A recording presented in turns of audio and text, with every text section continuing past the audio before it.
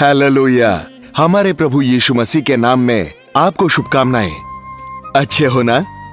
उनकी कृपा करुणा को पाकर, उनकी दया को अनुभव करते, उनमें आनंद मना रहे हो ना?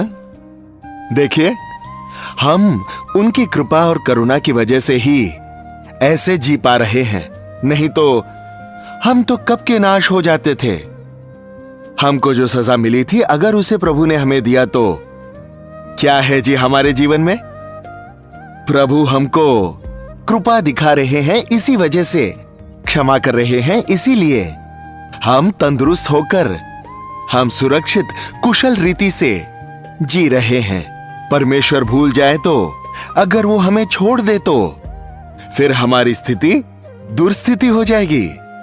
लेकिन कृपालु परमेश्वर ने हम पर कृपा दिखाई, इसीलिए विश्वास, आशा, प्रेम, ये तीनों रह जाएंगे और इनमें श्रेष्ठ जो है प्रेम ही है। पहला कुरिन्थियों की पत्री 13वां अध्याय 13वां वचन में हम इन बातों को देखते हैं। कल के दिन हमने विश्वास के बारे में मनन किया था और आज आशा। आशा बोले तो क्या बताइए हमारे घरेलू भाषा में? इंतजार करना, राह देखना, जागे रहना। क्यों जी? एक होप। होप को क्या कहेंगे हिंदी में? आशा कहते हैं। हाँ, आशा रख के, एक आशा, एक आशा, एक आशा। मसीही जीवन के लिए एक आशा है, एक आशा है, एक बड़ी आशा है। यीशु मसीह को ग्रहण करने वाले को एक आशा है। वो ये है कि मैं अपने यीशु को देखूंगा, मैं स्वर्गलोक में जाऊंगा, मेरा प्रभु आएगा, मुझे छुड़ाएगा, ऐसी आशा है। क्यों जी? अगर आपके बेटे या बेटी को दुबई को या अमेरिका को या सिंगापुर को काम के लिए भेज दिया, सोचिए, और 2 वर्ष हो गए, कॉन्ट्रैक्ट खत्म हो गया, तारीख महीना नजदीक आ रहे हैं, वो माता पिता नहीं तो फिर पत्नी को छोड़कर जाएंगे। क्यों जी? 2 साल के लिए मत जाइए, ऐसे वो गलत है। साथ ले जाइए चाहे तो। क्यों जी? छोटे बच्चों को छोड़कर जा रहे हैं नौकरी के लिए। वे बच्चे, मां पापा कब आएंगे, पापा कहां हैं? पापा दुबई में गए हैं बेटी। कब आएंगे मां? कल आएंगे क्या मां? मतलब उस रात को सोएंगे नहीं, कल आ रहे हैं बोले तो सोकर उठते ही, मां पापा आ गए क्या? नहीं आए बेटी, कल आएंगे। क्यों जी? सच में उनके आने की तारीख, उनके आने की फ्लाइट का समय बता दिया तो वो बच्ची कितनी आशा से उस तारीख को देखती रहेगी, उस समय को देखती रहेगी। उनके पापा आएंगे तो दौड़ते हुए जाकर उनके कंधे पर चढ़ जाएंगी। हमको भी हमारे पापा, कौन से पापा? अनंत काल के हमारे पिता। कौन है वो? अनंत काल के पिता। सांसारिक पिता कुछ ही दिन रहते हैं हमारे साथ, कुछ ही दिन हमको उठाते हैं। प्रभु यीशु ने क्या कहा? बुढ़ापा आने तक उठाने वाला हूं, बूढ़े होने पर भी उठाऊंगा करके कहते हैं। 7 वर्ष 8 वर्ष आते ही कोई बच्चा मुझे उठाओ कहे तो है भैंस की तरह हो जाओ। पुराने जमाने में बेचारे माता पिता कंधे पे उठाकर लिया करते थे, सिर पर चढ़ा लेते थे, बच्चे उनके बाल पकड़कर बैठते थे। असल में आजकल बच्चों को उठाकर ही नहीं लेते भाई। अमेरिका के लोगों की तरह उन्हें ट्रॉली में डालकर ले जाते रहते हैं, या फिर पीछे एक थैला लगाकर सामान की तरह, थैली की तरह उस थैली में डाल देते हैं। क्यों जी? उनको उसको अच्छे से कंधे पर लेकर, अच्छे से गले से लगाकर, आपके प्रेम को बांटकर, वो दिलासा पाकर अनुभव करने के बजाय बच्चों को गाड़ी में डालकर ले जाएंगे तो वो ढकल ढकल कर ले जाने वाले 18 वर्ष आते ही ऐसे चले जाते हैं। उसको माता पिता के प्रति कोई अभिमान नहीं होता, किसी प्रकार का प्रेम नहीं होता, किसी प्रकार की प्रतिक्रिया नहीं होती है। इसी वजह से अमेरिका जैसे देशों में 15 वर्ष टीन एज आते ही बच्चे और माता पिता के बीच कोई संबंध नहीं होता, कोई भी माता पिता के साथ नहीं रहते हैं। उसकी मर्जी, उनका घूमना, उसका काम उसी का ही है। कहीं तो पेट्रोल पंप पे काम करता रहेगा, कहीं तो पढ़ाई करेगा, काम करेगा, घूमेगा, पिएगा, खाएगा, अपनी मर्जी के मुताबिक से लड़की से शादी करेगा, अपनी मर्जी से जिएगा, उसके बाद तलाक लेगा, सब कुछ उसकी मर्जी से। अपने भारत देश की संस्कृति मुझे बहुत अच्छी लगती है, क्योंकि वो पवित्र शास्त्र की संस्कृति है। कॉमन फैमिलीज बोले तो मिले जुले परिवार, माता पिता का गौरव करना है, प्रेम करना है, सम्मान देना है। 10 आज्ञाओं में से एक आज्ञा है ये, अपने माता पिता को आप सम्मान दो। कितने लोग आज के दिनों में माता पिता का सम्मान करते हैं? इन दिनों में कानून लेकर आने के लिए लिख कर रखे हैं, माँ बाप का जो लोग देखभाल नहीं करते हैं उनको जेल में डाल दिया जाएगा। तो सावधान रहो बच्चों। क्या इतना गुस्सा उन पर जी? आपके सगे पिता, आपकी सगी माता तुम्हें पाल पोस कर बड़ा किया, नहीं किया क्या? नहीं किया क्या? अरे मेहनत से बड़ा किया रे। मतलब हट, आपने बड़ा किया तो मैं क्या हवा से बड़ा हुआ करके कहा किसी ने? हवा से बड़ा होने के लिए पेड़ हो या कुछ और? पेड़ को भी जब तक पानी नहीं मिलता बड़ा नहीं होता ना। ये क्या हवा से बड़ा होना? कितने बार आपका नाक पोंछकर, आपको साफ करके, आपको कंधे पे उठाकर अस्पताल को दौड़कर दवा पिलाकर, दिन रात आपको पेट में दर्द बोला तो मां रोते हुए बैठकर, पिता दौड़कर मेहनत करके एलकेजी में डालकर, यूकेजी में डालकर, आप रोते थे तब आपको बिस्किट खिलाकर, चॉकलेट खिलाकर, ऐसे बोले तो अच्छा नहीं लगता। ऐसे कितने हैं?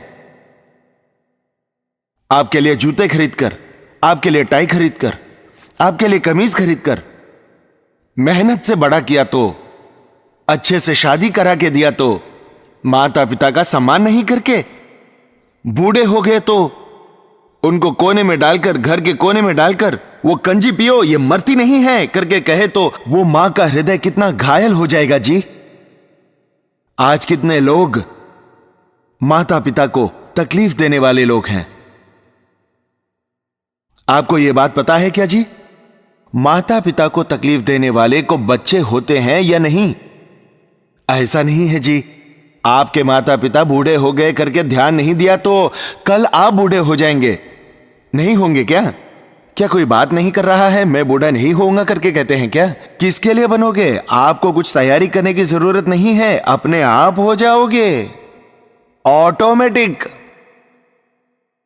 एक बुजुर्ग व्यक्ति थे जो मर गया। उनका बेटा बुजुर्ग को कोने में बिठाकर उसके लिए एक पुरानी चारपाई लगाकर थोड़ी सी कंजी देता था और उनके पिता को मरने के बाद उनके सारे सामानों को समेटकर कचरे में फेंकते समय उसमें एक टूटी फूटी थाली थी जिस पर उन्हें खाना परोस कर दिया जाता। वो टूटी हुई थाली मिल नहीं रहा था। वो टूटी फूटी प्लेट कहां है, वो टूटी फूटी प्लेट करके जब पूछ रहे थे, उनका बेटा आकर, उनका पोता आकर, पापा मैंने लिया करके कहा।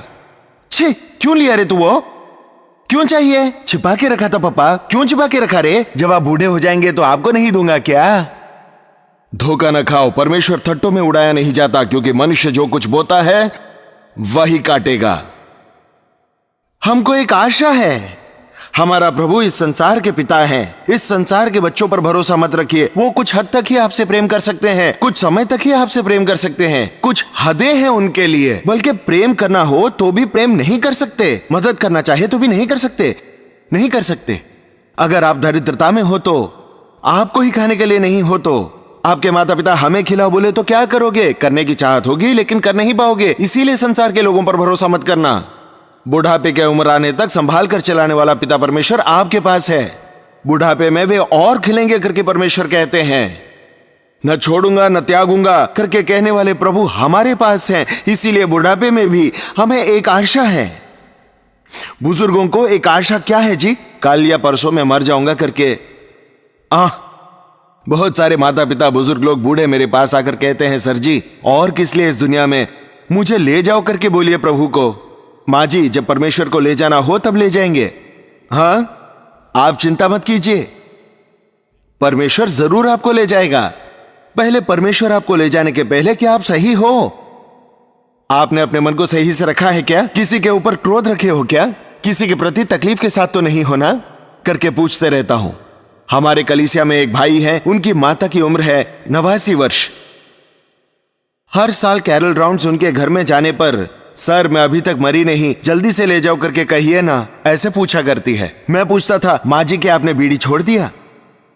बीड़ी छोड़ा क्या करके पूछने पर 2 कश ही तो मारती हूं तो आप नहीं मरोगी करके मैंने कहा। बीड़ी बंद करने के लिए 89 वर्ष की आयु दी है तुम्हें, अभी तुम मरोगी तो नर्क में जाओगी। बीड़ी बंद करके प्रभु को, मेरे प्रभु मुझे माफ कर, प्रभु आपको ले जाकर स्वर्ग के राज्य में रखेगा। आप नर्क में नहीं जाना है करके, मरोगे तो नर्क में जाओगे करके आपको इस स्थिति में रखा हुआ है। और वैसे ही हुआ, वो बंद कर दी, वो मर गई। निश्चय जब स्वर्ग जाऊंगा तब समय मिलेगा तो देखूंगा। ये क्या समय होगा तो यहीं पर समय, वहां पर घड़ी नहीं है, वहां और कोई काम ही नहीं हमको। मैं हमेशा सोचता रहता हूं कि स्वर्ग जाऊंगा तो सबसे पहले यीशु मसीह को देखकर आनंदित होऊंगा।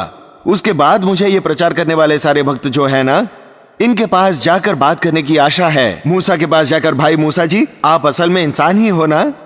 कैसे किया आपने इतने लोगों की कुड़कुड़ चिड़चिड़ करने वाली भीड़ को, कैसे उनको चलाया भाई? हमारी सभाओं में 5,000 लोग आएंगे तो मैं संभाल नहीं पाता। कैसे जी उन सभी को खिलाया, कैसे उनके साथ व्यवहार किया, कितनी सहनशीलता करके मैं उनको देखकर आनंद मनाऊंगा ऐसे लगता है। वैसे ही कुछ भक्तों को पवित्र शास्त्र में परिश्रम किए हुओं को देखकर बस हमको वही काम है, वही आशा है। मैं स्वर्ग लोक जाऊंगा, प्रभु के बच्चों के साथ रहूंगा, मरे हुए मेरे माता पिता को भी देखोगे या नहीं देखोगे? थिस्सलुनीकियों के नाम पहली पत्री 4 अध्याय 13 देखिए जी। हे भाइयों, हम नहीं चाहते कि तुम उनके विषय में जो सोते हैं अज्ञान रहो। ऐसा न हो कि तुम औरों की नाई शोक करो जिन्हें आशा नहीं। यीशु मरकर जी उठा करके अगर हम विश्वास किया तो उसी तरह प्रभु यीशु में जो सो गए हैं परमेश्वर उनके साथ लेकर जाएगा। हम प्रभु के बात के बारे में आपसे यही कह रहे हैं कि प्रभु के आगमन तक बचे रहेंगे। उनके साथ प्रभु से मिलने के लिए हवा में बादलों पर उठा लिए जाएंगे। इसीलिए हम बोले तो कौन? पहले मर गए हो, अब मर गए हैं वो। प्रभु में मरे हुए लोग, मरे हुए सारे लोग नहीं। कौन? प्रभु में मरे हुए। कौन? प्रभु को उद्धारकर्ता स्वीकार करके मरे हुए, पापों के लिए पश्चाताप करके, प्रभु को अपना उद्धारकर्ता स्वीकार करके जीवन की पुस्तक में नाम लिखवाए लोग। हम सब मिलकर, इसीलिए हम सदा सदा के लिए प्रभु के साथ रहेंगे। आह, कितना महान अवसर, कितना महान आशा। इस दुनिया में मनुष्य को कब्र ही अंत है, कब्र ही अंत है, लेकिन मसीही का कब्र अंत नहीं है। कब्र नहीं है हमारा अंत। हमको एक महान आशा है। हम सदा के लिए अपने प्रभु के साथ रहने वाले हैं। स्वर्ग में युगान युग, पीढ़ी दर पीढ़ी जीने वाले हैं। कितना समय रहेगा ये स्वर्ग करके पूछा एक व्यक्ति ने। एक छोटा बच्चा समंदर के किनारे जाकर एक छोटे पानी के बोतल का ढक्कन लेकर उस समंदर में पानी में डुबोकर बाहर डाल रहा था। डुबाकर डालते सुबह से लेकर शाम तक डाल रहा था। शाम को देखकर फिर से उस बड़े व्यक्ति ने पूछा, क्या बेटा सुबह से लेकर क्या कर रहा है करके पूछने पर, नाना जी मैं समंदर को खाली कर रहा हूं करके कहा। समंदर को? हो सकता है क्या? समंदर शायद खाली हो जाएगा, लेकिन स्वर्ग नर्क खाली नहीं होएगा। युगान युग, पीढ़ी दर पीढ़ी वही एक मसीह की आशा है। मैं इस दुनिया को छोड़ने पर भी फिर भी मैं प्रभु को देखूंगा। मर जाऊं तो भी, मेरा प्रिय मर जाए तो भी। रात को एक बहन आई, सर जी मेरे पेट में बच्चा मर गया।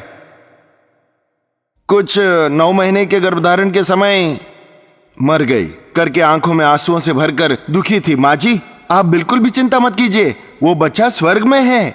आपको एक बेटी है, एक बच्ची मर गई है, फिर से खोया हुआ बच्चा चाहिए करके प्रार्थना कीजिए करके कहा। मैंने कहा ठीक है माँ जी, आपको 3 बच्चे हो जाएंगे। तब 2 बच्चे अगर यहाँ है और एक बच्चा कहाँ है?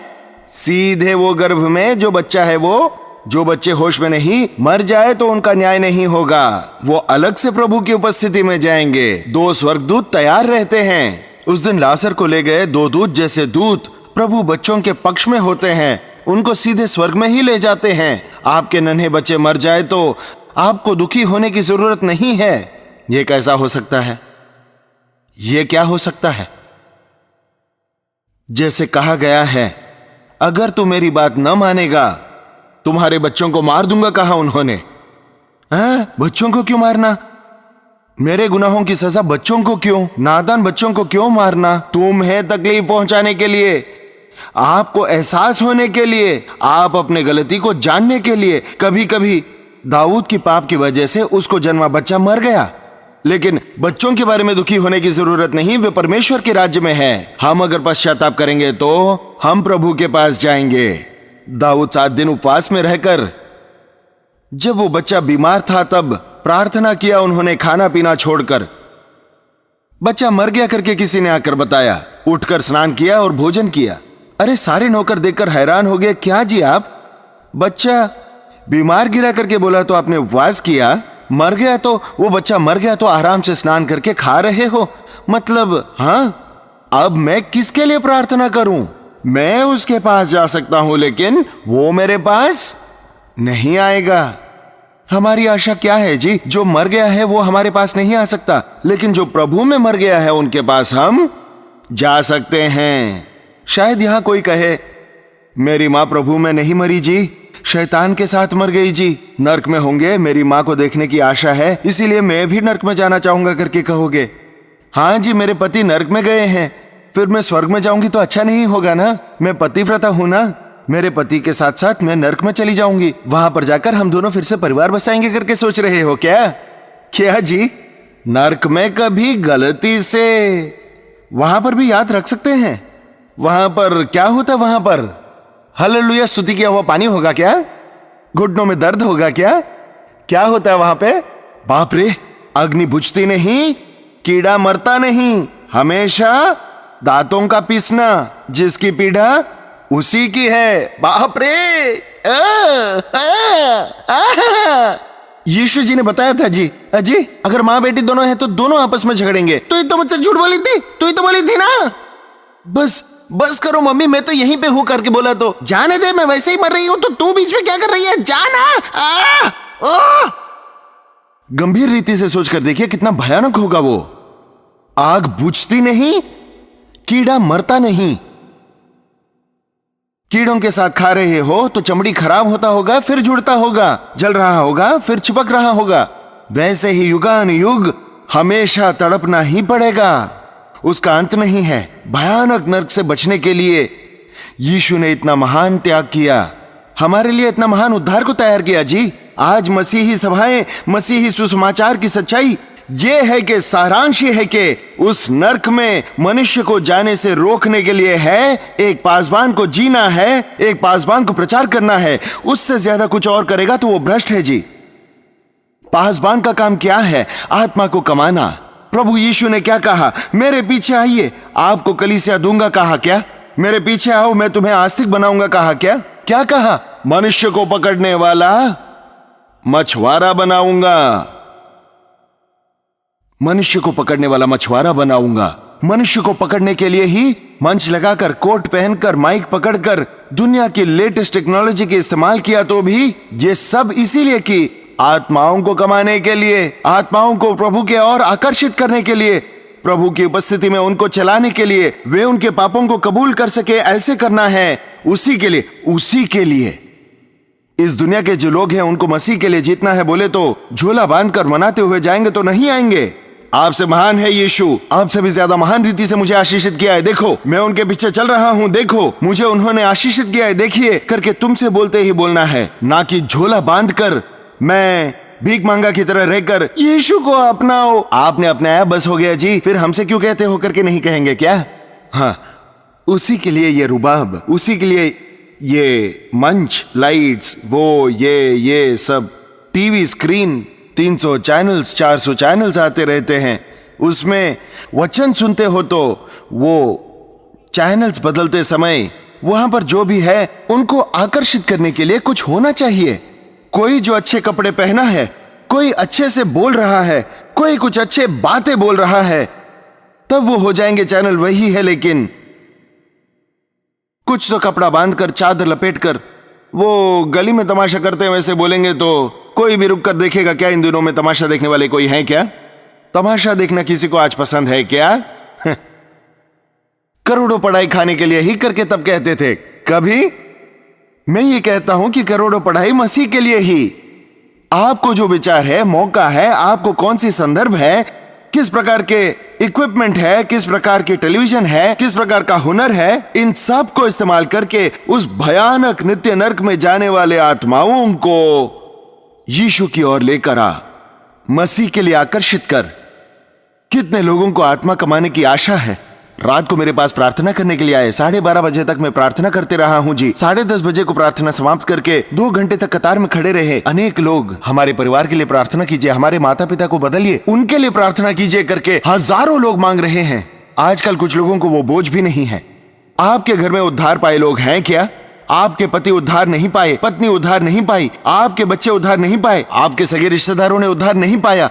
बुढ़ापे में आपके माता पिता कब्र के नजदीक जा रहे हैं, फिर भी वो अभी तक बदले नहीं।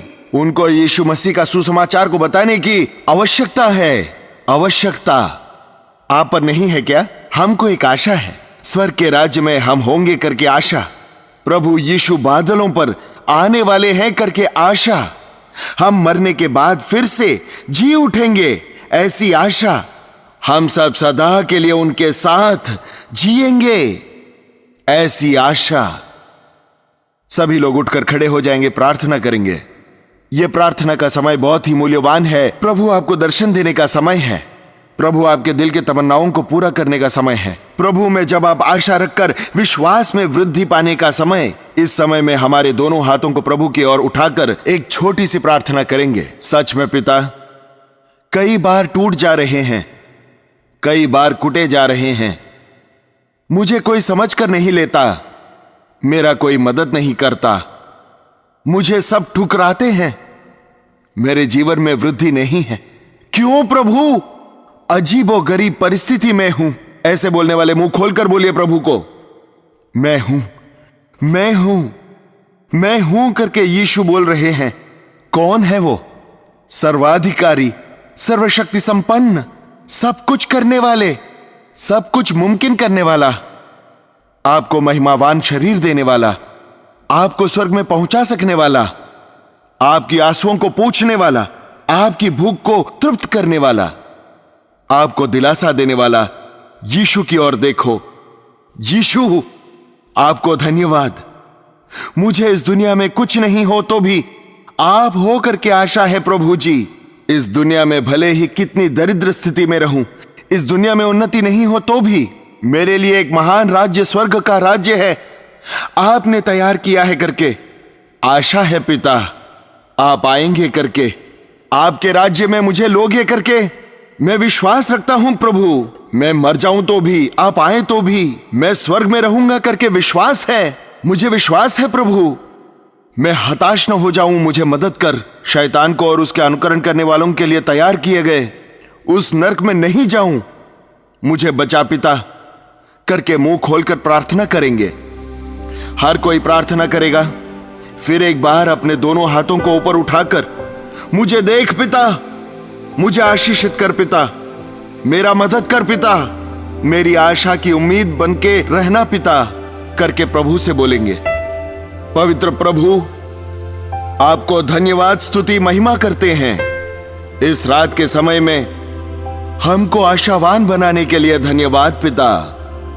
आप बादलों पर आने वाले होकर के आपके नाम में विश्वास किए हमको आपके राज्य के वारिस बनाओगे करके आशा हमको दिए करके धन्यवाद पिता। इस दुनिया में मैं मर भी जाऊं तो, मेरा शरीर कब्र में सड़ भी जाए तो, हमारा शरीर कमजोर भी हो जाए तो, महिमा के शरीर से निरंतर रहने वाले राज्य में हम जीने वाले हैं करके आशा के जन की तरह हैं। इसके लिए हम आपको धन्यवाद करते हैं पिता। ये नहीं है, वो नहीं है करके चिंता से हताश निराश होने वालों सा ना होकर प्रभु आपकी कृपा के लिए इल्तिजा करने के लिए हर समय में, मेरा कोई भी नहीं है, मैं तेरे लिए हूं, मुझे सहारा नहीं है, मैं ही तेरा सहारा हूं, मुझे कोई मददगार नहीं है, मैं ही तेरा मददगार हूं करके कहने वाले पिता, न त्यागूंगा न छोड़ूंगा करके कहने वाले परमेश्वर। इस गांव में रहने वालों को देख पिता, कुछ लोग टूट रहे हैं पिता, कुछ लोग कर्जे में फंसे हुए हैं पिता, परिवार में समस्याएं हैं पिता, उनको आशा प्रदान कर पिता। आप में समाधान है करके, आप में छुटकारा है करके वो पहचान सके, ऐसी मदद कर पिता। आप विश्वासु परमेश्वर हो ना, इस रात आप पर भरोसा रखते हैं पिता। कभी तो एक दिन बादलों पर आओगे करके, आपके राज्य के वारिस बनाओगे करके आशा के साथ इस दुनिया में पवित्र होकर, शुद्ध होकर, सब कुछ ना हो तो भी, कमी में हो तो भी, तृप्त हुआ के समान, संतुष्ट जीवन जीने वाले के समान जीने के लिए हमें मदद कर। इस जगह पर उपस्थित हर एक को नाज़री यीशु मसीह के नाम में सभी प्रकार के बाधाओं से, तकलीफ से, समस्याओं से छुड़ा रहे हैं पिता। सच्चे मसीह की तरह विश्वास और आशा, प्रेम को पाए लोगों के समान जीने के लिए हम एक एक को प्रदान कर करके यीशु मसीह के नाम में मांगता हूं पिता। हमारे पिता परमेश्वर का प्रेम, पुत्र मसीह की कृपा, उद्धारकर्ता पवित्र आत्मा की सहभागिता आए हुए हम सभी में अब से लेकर सदा तक परमेश्वर में बनी रहे। आमीन, आमीन, आमीन।